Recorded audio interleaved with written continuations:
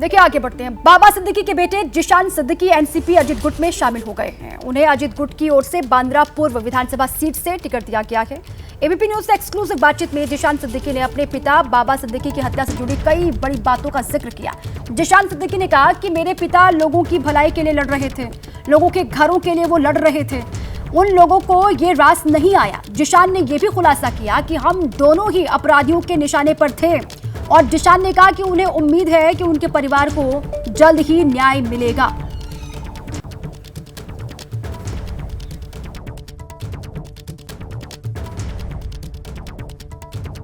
ने एक ट्वीट किया था कि लोगों के घर के लिए, लोगों के लिए आपके पिताजी ने जान गंवा दी।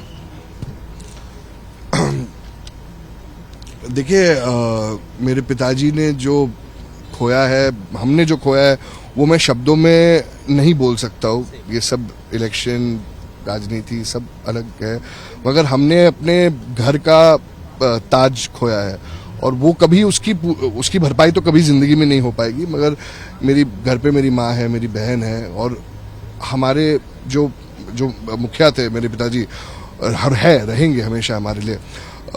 उनके लिए न्याय मिलना बहुत ज़रूरी है। मुंबई पुलिस को हमने जो कहा, जो हमें लगता है एक परिवार की तरफ से, हमने उन सबको ये एंगल्स कहा है कि क्या हमें लगता है, जैसे आपने भी कहा, और कि हमने हमेशा पिताजी के साथ ज़मीनी लड़ाई लड़ी है।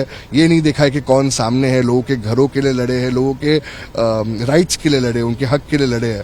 और शायद से कोई लोगों को ये चीज़ पसंद ना आई हो और उन्होंने ये भी सुनने में आ रहा है कि वो दोनों को मारना चाहते थे, मगर मेरे पिताजी ने जाते जाते भी मुझे रक्षा की और मुझे बचा के गए। तो एक कारण होगा कि उनको, मेरी रगों में भी उनका खून ही है और मेरे पिताजी ने मेरी परवरिश ऐसी की है कि कभी भी कोई चीज़ को मैं छोड़ के भागूंगा नहीं, लड़ूंगा और उनका जो अधूरा सपना है वो पूरा करके रहूंगा। और जो लड़ाई वो लड़ रहे थे लोगों के लिए, गरीबों के लिए, उनके हक के लिए, घरों के लिए, वो मैं ज़रूर लड़ते रहूंगा, आखिरी दम तक ज़रूर लड़ते रहूंगा।